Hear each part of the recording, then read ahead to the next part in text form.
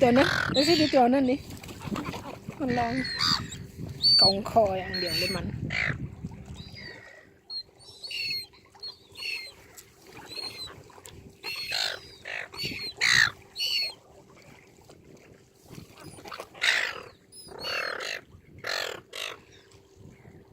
ตัวนั้นมันกองคอ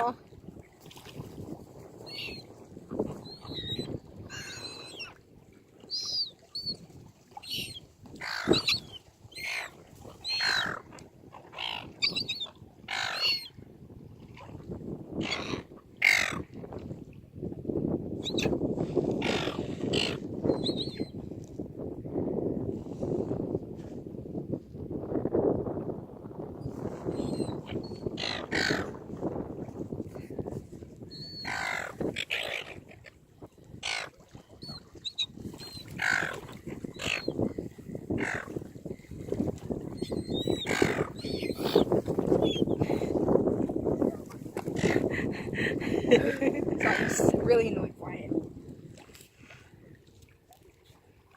Do we go now? Okay. Ew, someone pooed right next to me.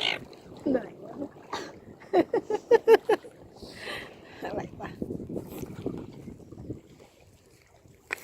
น่ะหมามันไล่นกเฮ้ยดูตรงนู้นดูหมามันไล่หมาน้อยโอ้